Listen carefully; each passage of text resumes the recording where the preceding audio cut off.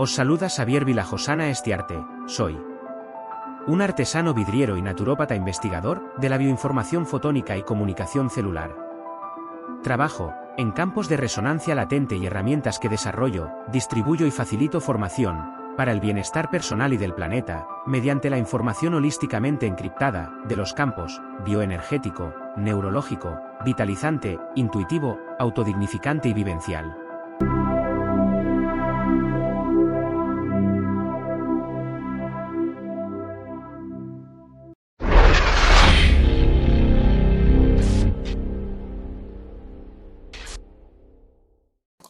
Ok.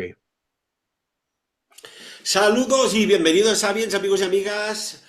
Os saluda vuestro amigo Ferran Prat y hoy tenemos con nosotros nuevamente al ilustrísimo profesor Felipe Botalla, que lo tenemos aquí. Felipe, bienvenido al Sapiens, ¿cómo estás? Pues muy bien, y otra vez de nuevo agradecido como siempre que me des la oportunidad de poder charlar contigo, que nuestros oyentes pues lo disfruten, y nuestros videntes también, ¿no? Porque claro, son también personas que están viendo el programa. Nada, que me alegro mucho y gracias, de verdad que sí. Bueno, tengo que decir, amigos y amigas, que Felipe va a ser también nuevamente ponente del próximo Congreso Sapiens que realizamos el sábado 4 de octubre aquí en Andorra, en el Hotel Roc Blanc, en esta decimosexta edición. Caray, muchos congresos, muchas aproximaciones, ¿no? Ya no es radio, ya ves a la persona que habla, que explica cómo se explica y que nos va a aportar, ya lo dijimos en un anterior programa, muchas buenas noticias y nuevas sobre la Antártida, ¿eh? Que tú eres casi como el abanderado de la Antártida. Pero hoy vamos a hablar de otra, no Antártida, sino otra circunstancia que a lo mejor nos puede dar ciertas, no sé, conjeturas o ciertos paralelismos con lo que puede llegar a suceder en la frontera en Europa. Pero nos vamos a Normandía, ¿eh? No vamos a hablar del este de Europa. Normandía, año 1944. Allí se gesta una operación anfibia, pero brutal, ¿verdad? Bueno, fue el asalto a lo que le llamaba Hitler la Europa Festung, que era la fortaleza europea, y era la forma de entrar y crear un segundo frente, cosa que Stalin reclamaba continuamente a los aliados, ¿no? Los aliados le ofrecieron hacer un segundo frente en el Mediterráneo, pero Stalin dijo que no, que ni hablar. Entonces, en el 43 los aliados entraron en Argelia, entraron en el norte de África. En Túnez hubo combates muy fuertes con los restos del Afrika Korps y luego con unidades que se mandaron desde Europa a reforzar el Afrika Korps en aquel momento en Túnez. Pero no fue posible aguantar aquello mucho tiempo, tuvieron que retirarse hacia Italia, Sicilia, y luego fueron subiendo por toda la bota italiana hasta llegar prácticamente al norte, ¿no? Entonces, ¿qué pasa? Pues Stalin estaba muy nervioso, quería un frente europeo potente y que le diese una cierta ligereza a su frente, porque claro, las grandes tropas alemanas estaban concentradas en Rusia, entonces él necesitaba que parte de ese contingente alemán se dirigiese hacia otra zona y por eso pedía continuamente ese segundo frente, ¿no? Que de hecho sería un tercero, porque si contamos con Italia, pues y Claro. encima el desembarco en Normandía teníamos tres frentes, no dos, tres. Pero es igual, bueno, el caso es que él quería esto y al final pues se decidió que efectivamente en 6 de junio del 44, bueno, pues iniciase lo que se llamaba la Operación Overlord, que es Señor Supremo, o Día D que llamaban, y a partir de aquí pues empezó el desembarco de Normandía, que se divide en dos partes, no lo olvidemos nunca. Aquí se habla de Normandía, la gente piensa en el desembarco fue prácticamente 1 o 2 días como mucho. Luego vino la batalla de Normandía, ya en territorio francés, hasta que terminó el 25 de agosto del 44 en París. Es decir, que durante prácticamente 3 meses hubo combates fortísimos, sobre todo concentrados en Normandía y luego ya yendo hacia París. Claro, además tiene gracia porque Montgomery, que era uno de los grandes jefes de todo el contingente aliado, por debajo de Eisenhower, el tío dijo que en 2 semanas estaría en París, ¿no? Y claro, estuvieron pues algo así como 3 meses, ¿no? O sea que no fue ningún paseo militar, al contrario, fue una batalla durísima. Pero si la miras desde el punto de vista militar, el desembarco en sí no es tan grave ni es tan importante como otras batallas que sí que hubo, ¿no? Desde Monte Cassino, pasando por la batalla de Kursk y yéndonos pues ya todo el avance o la operación Bagration por parte de los rusos hacia Alemania, ¿no? Hacia Polonia y Alemania.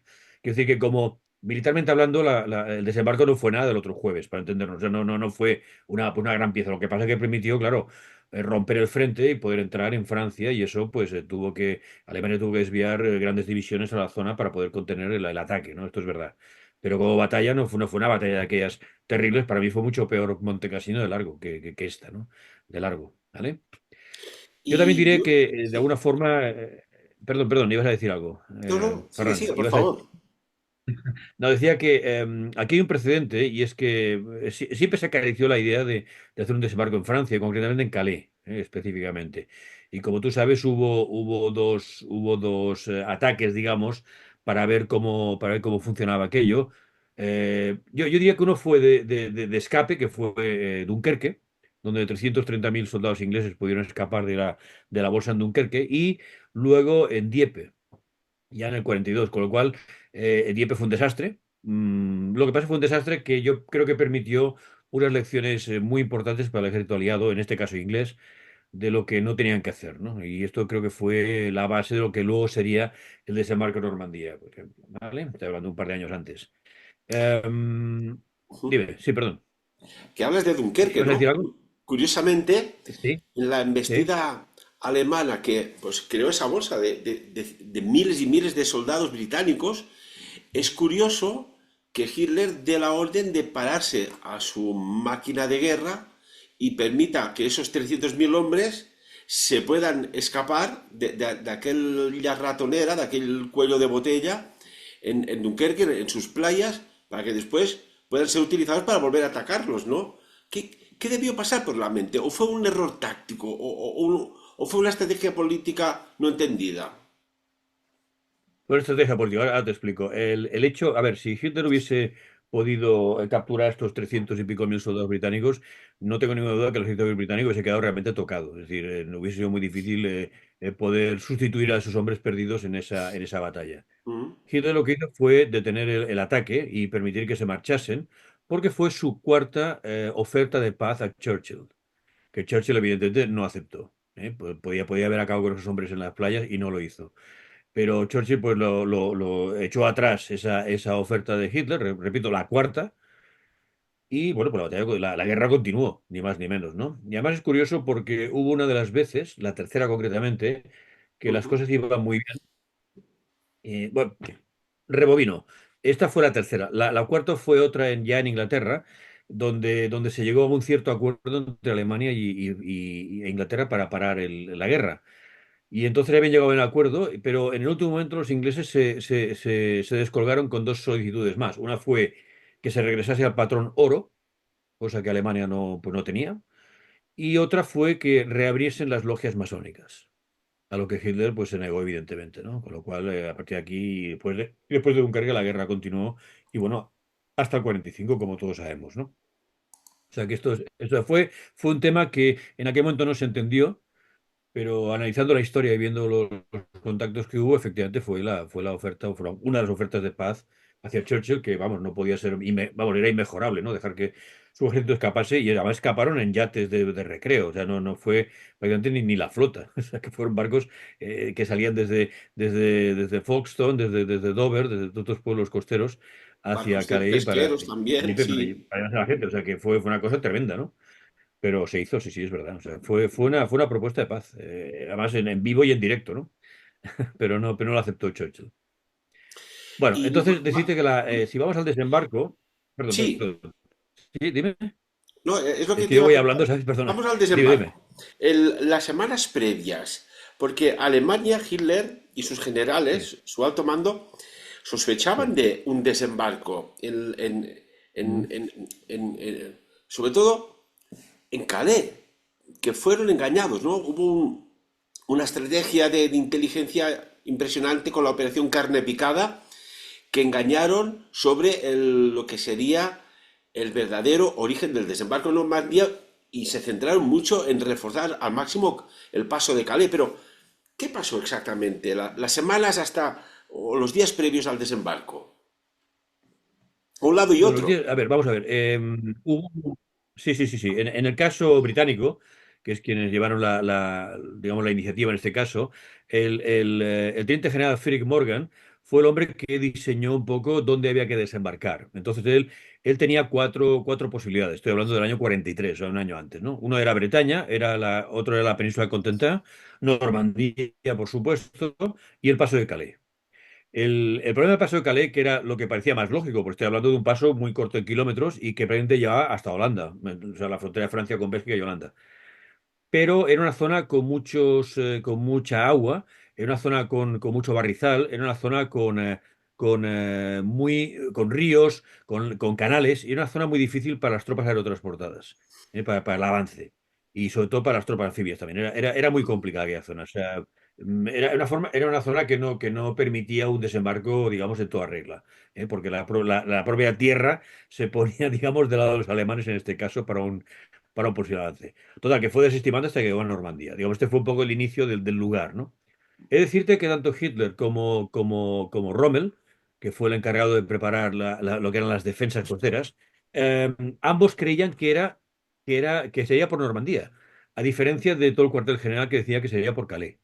Claro, en este caso Hitler lo que hizo fue dejar una parte de las tropas y divisiones de primer orden en Calais, en la zona de Calais, vigilando por si acaso, mientras se iniciaba el desembarco en Normandía. Por lo tanto, en Normandía habían divisiones que no eran realmente pues, de primer orden, excepto la 12 División Hitlerjugend de carros de combate, que esa estaba acantonada en Caen, y luego estaba la división, la 21 División Panzer, que era una de las dos divisiones que hubo en el Afrika Korps, una la 15 y otra la 21. La 21 también estaba acantonada en la zona. Y luego en lo que es la playa propiamente dicha, habían tropas de segunda, excepto en Omaha, que estaba la división 352 de infantería, que era una división muy gregada y que venía de Rusia. Y esto, además hay una cosa muy curiosa, yo cuando hice el libro de Cronos, que hablo de todo esto, estuve indagando sobre la división 352. Y la división 352 tenía orden de hacer estaban de maniobras, hasta el día, creo que era el 12 o el 13 de junio, en la zona, unas maniobras. Sin embargo, y no he sido capaz de encontrar la orden, que de repente la división dejó las maniobras y se instaló en la playa, en Omaha, en plan defensivo. O sea, llegó una orden o llegó algo que hizo que esa división, que era de primer orden, y eso fue lo que pasó en Omaha, como todos sabemos, ¿no? Fue trasladada rápidamente a las zonas defensivas de la playa. Y allí estuvieron esperando hasta que se inició el desembarco, ¿no?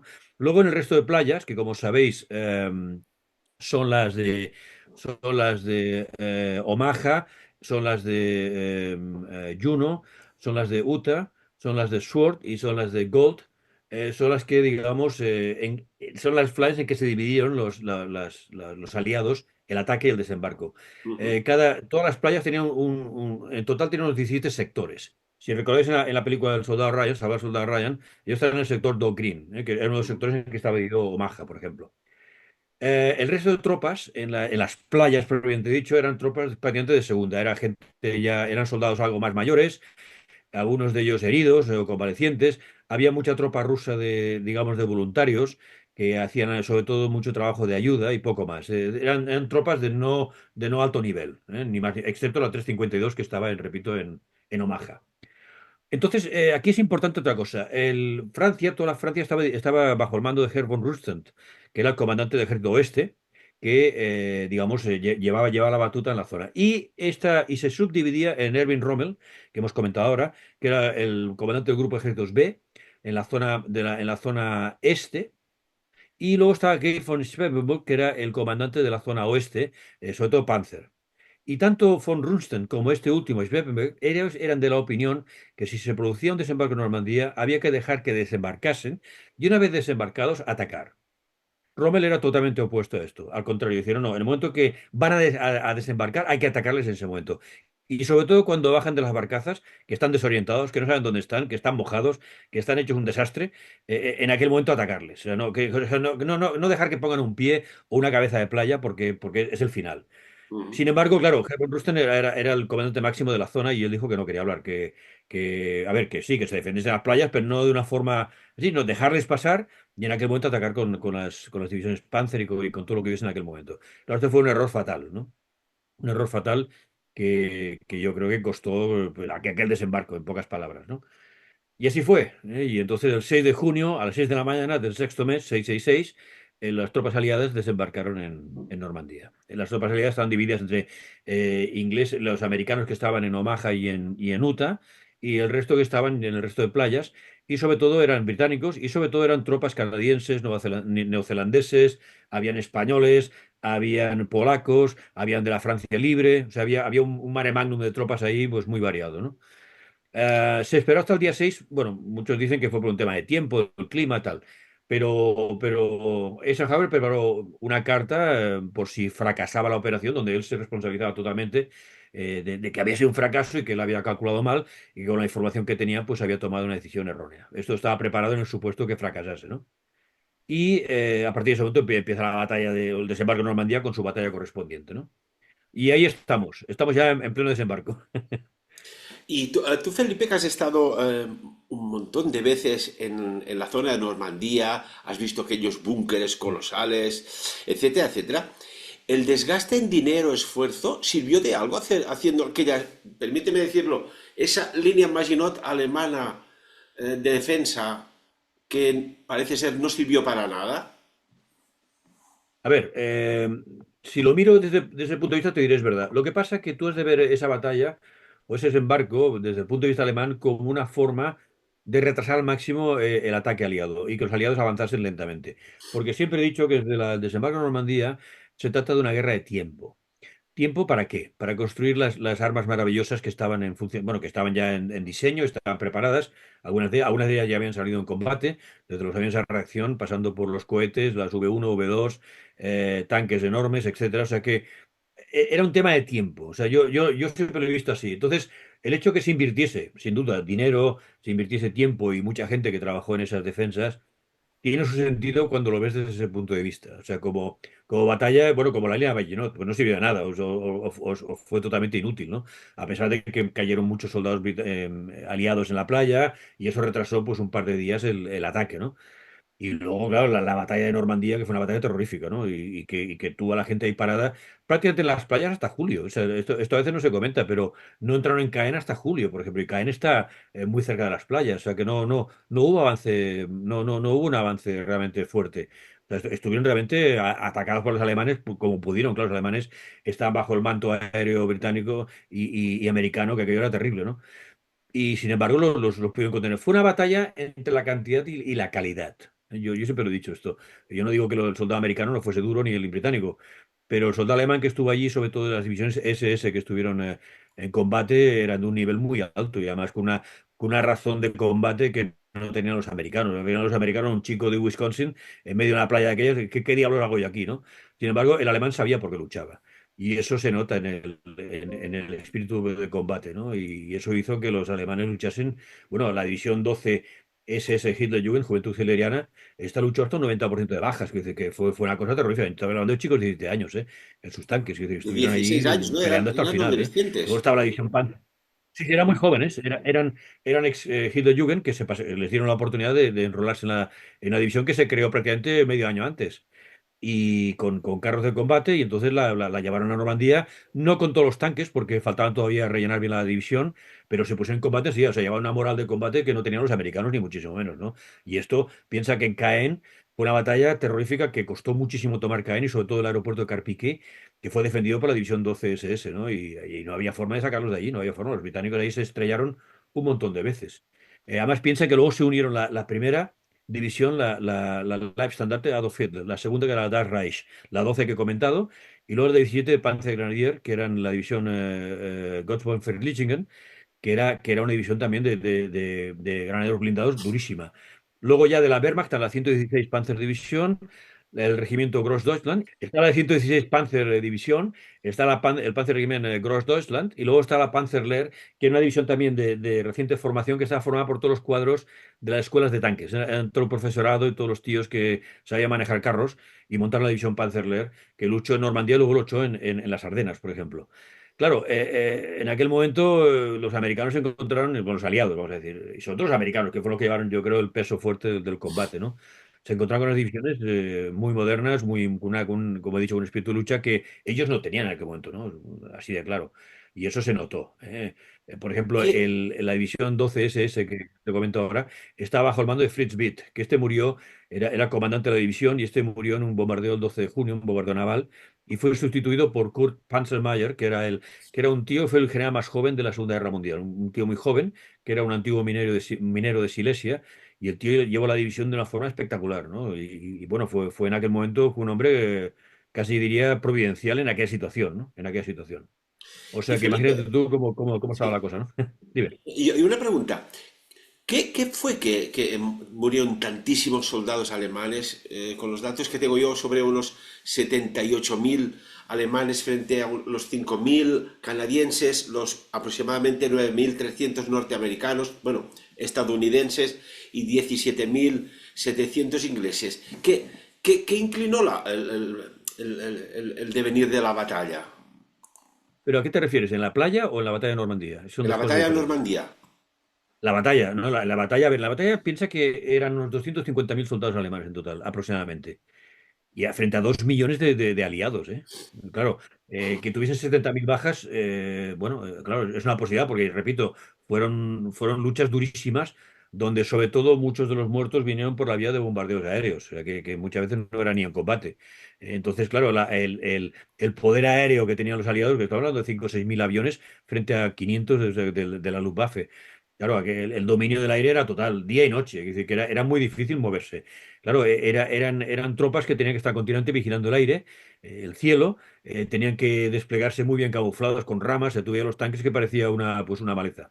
Y luego hay una cosa que quiero comentar hablando de esto, y es que el Sí, propio terreno de Normandía se presta muy bien a la defensa, porque están el bocage, que son esos arbustos casi impenetrables, que hicieron que para el defensor fuesen una buena parte de su defensa. Entonces esto llevó a los aliados a moverse muy despacio, sufrían continuamente emboscadas, los carros quedaban atascados, en fin, eso ayudó a las tropas alemanas en aquel momento, ¿no?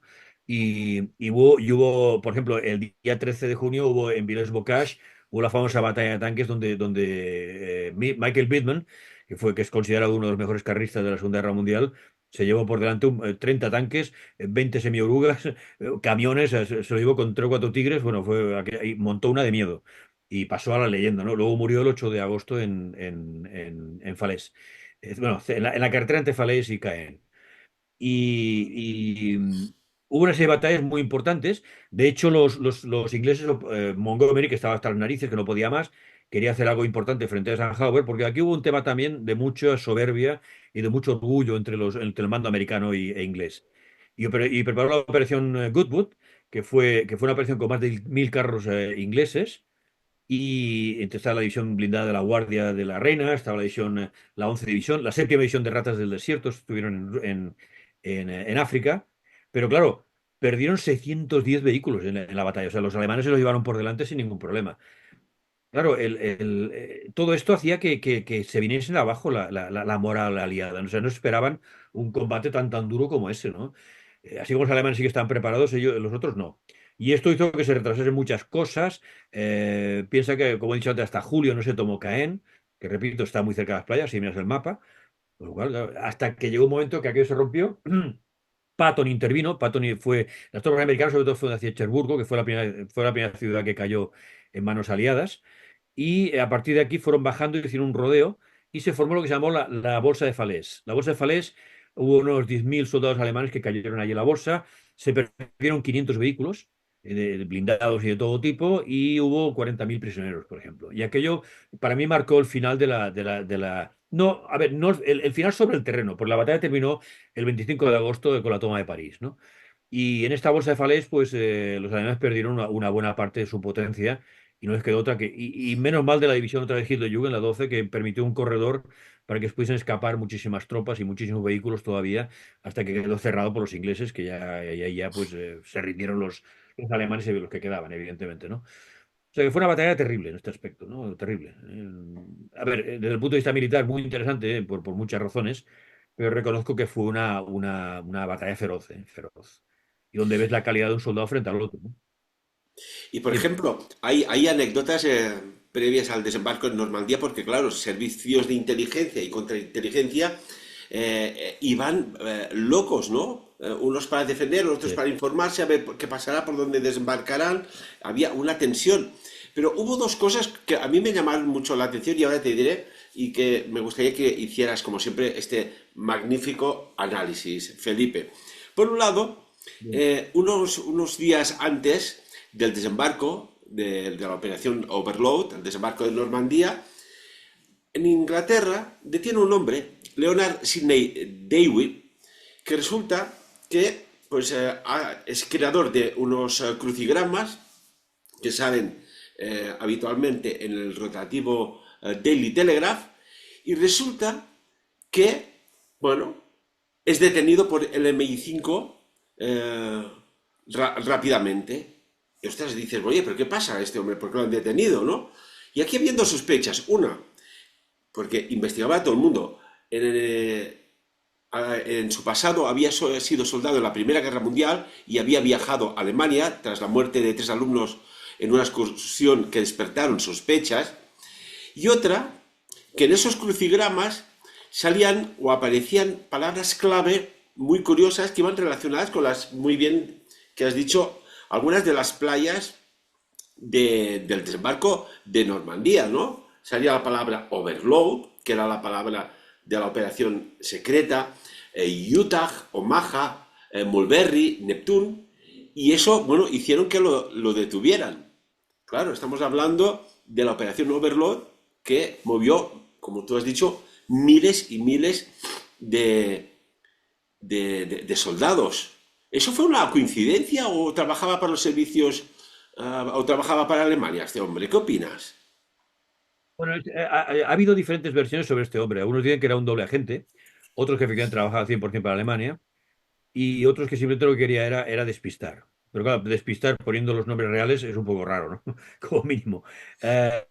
Sí, esto salía en crucigramas, el Daily Telegraph, y entonces aquel que sabía, pues lo entendía, claro. El que lo sabía. Lo que pasa es que el tema, sobre todo, él lo que citó, aparte de las playas, también el tema de la operación Neptuno, que sería el desembarco propiamente dicho, y luego la operación Point Blank, que serían los bombardeos sobre la zona previos al desembarco. O sea, lo que llaman un carpet bombing, una alfombra de bombardeo para allanar la zona y luego ya hacer el desembarco, ¿no?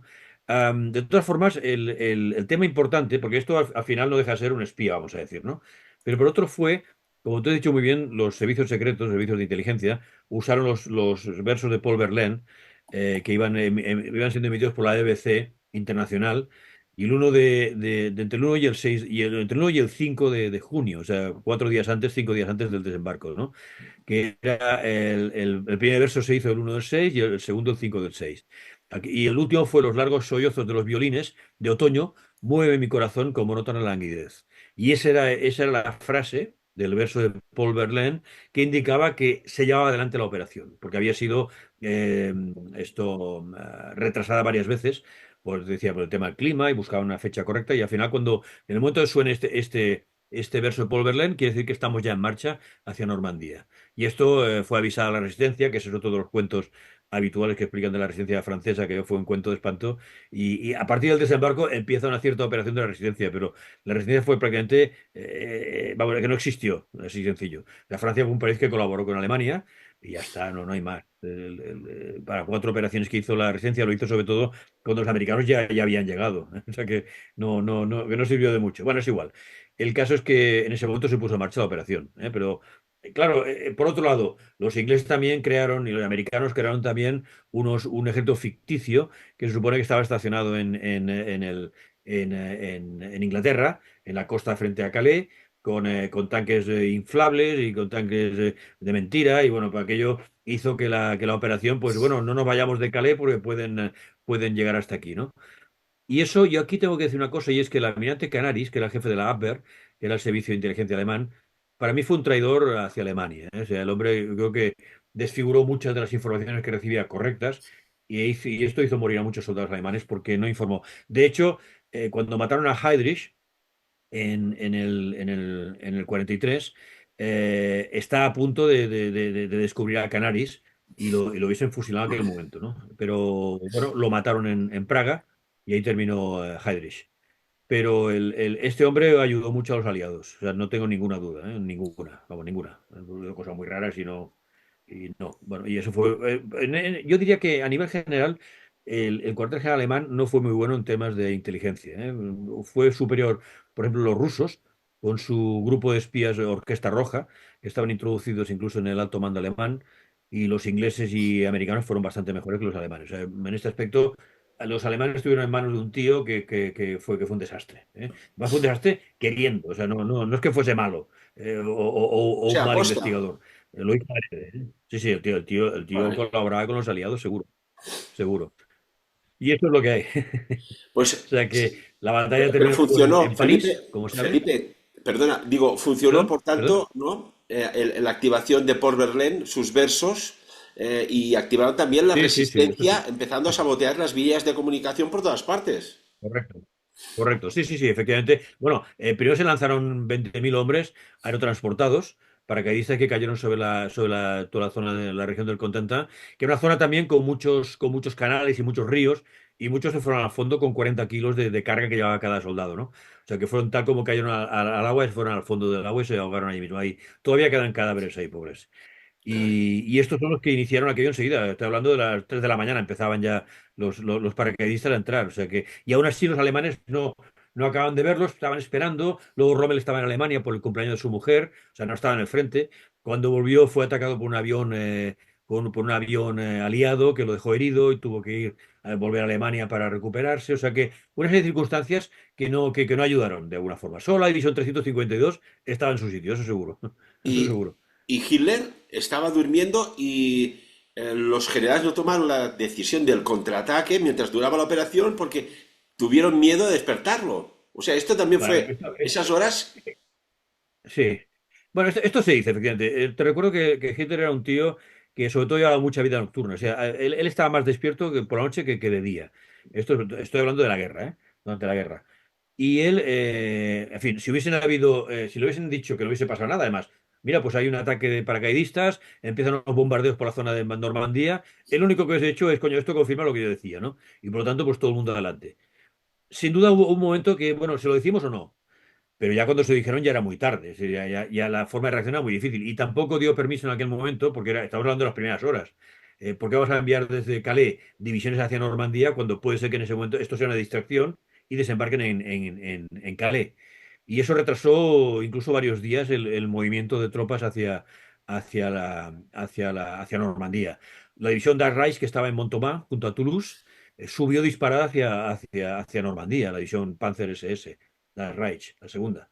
Y quiero decir que estaban, claro, estaban reconstruyéndose, o sea, muchas de las divisiones venían de Rusia, están recomponiendo otra vez, están recibiendo vehículos nuevos, más soldados, o sea, volvieron otra vez a tener su fuerza inicial, por decirlo así, ¿no? O sea, que había muchas tropas que estaban así. Esto fue como en Market Garden, y luego en 17 de Sí. septiembre del 44 en Holanda, la operación Market Garden, que efectivamente los alemanes llevaron ahí dos divisiones SS para revitalizarse otra vez, para tener nuevos vehículos y tal. Y en aquel momento cayeron los paracaidistas ingleses allí, ¿no? Y los ingleses no lo sabían esto. Y claro, aquello cambió las tornas y eso fue un fracaso total otra vez de Montgomery. eh, y ahí tuvieron que largarse, ¿no? Bueno, se quedaron ahí parados en Holanda sin poder hacer nada, ¿no? Pero no pudieron Ay, avanzar hacia el Felipe. Ruhr ni hacia Alemania. La historia, no han pasado unos 80 años de aquellos eventos y parece ser que solo nos quedan 5 minutos, que esta Sí. tensión, este rearme en la zona este de Europa se vuelve a gestar de alguna manera, ¿no? ¿Qué Bueno, opinas? yo no lo veo igual, ¿no? No es un comparativo igual.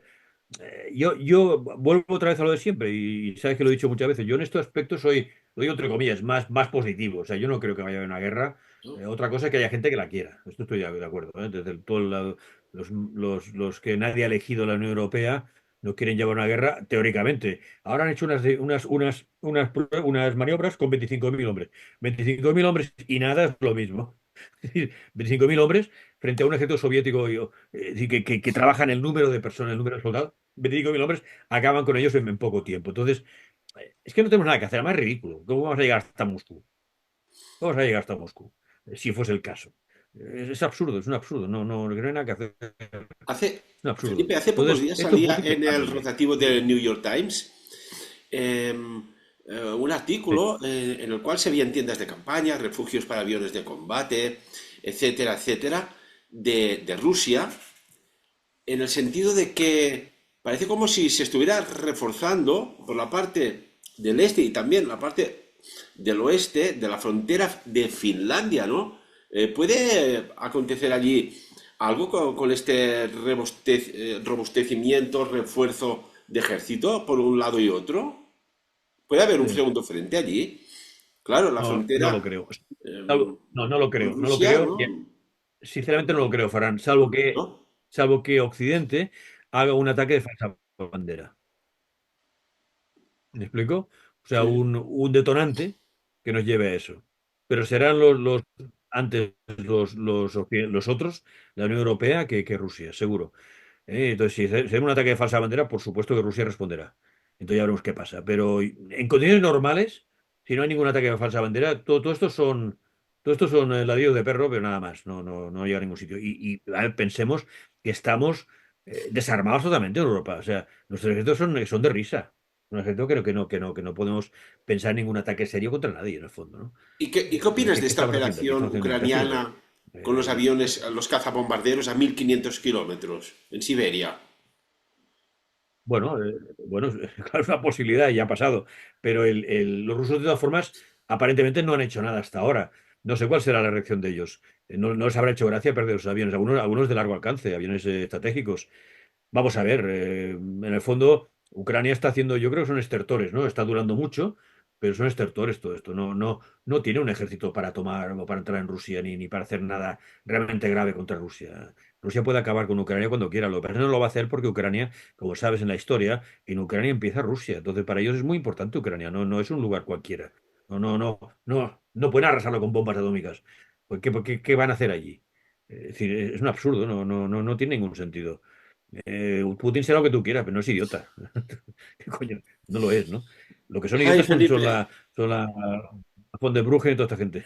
Esto es lo que yo opino, cuidado. Puedo estar equivocado, ¿no? Pero yo es que lo veo así, sinceramente. pues hoy hemos recordado un Y tú me poco lo pues, preguntas, pues te contesto. esa gesta por unos y otros del desembarco en Normandía, que cuántas madres debían llorar la pérdida de sus hijos por a veces la avaricia, la codicia de unos y otros, ¿no? A lo mejor, Felipe, para dar un poco de humor a este tema profundo, porque cuando hay la pérdida de vida de soldados, en lugar de Verlaine, los versos, ¿no? Esos hubiesen dicho Marie Claire, Marie Claire, un panty para Sí. cada mujer, a lo mejor hubiese pasado otra cosa en el desembarco, o no hubiese pasado. Igual te hubiese pasado otra cosa. Igual te hubiese pasado otra cosa. Eso seguro. Seguro. Profesor Botella, como Seguro. siempre, un Hoy placer tenerte con la historia es nosotros. diferente. Ha sido un placer, de verdad que sí. Muchísimas gracias. Y amigos y Gracias. amigas, Hasta hemos luego. retomado hoy un Nos capítulo vemos. que hace unos 80 años sucedió y que esperemos que no vuelva a acontecer un evento bélico de esta envergadura. De todas maneras, las fichas se están moviendo de unas maneras que a mí personalmente no me hacen nada de gracia. Pero veremos cómo acontece y esperemos que el profesor Botalla tenga nuevamente razón, que Bueno, todos sean tácticas, ¿no? Dicho esto, como siempre, que cada uno saque sus propias conclusiones. Muchas gracias.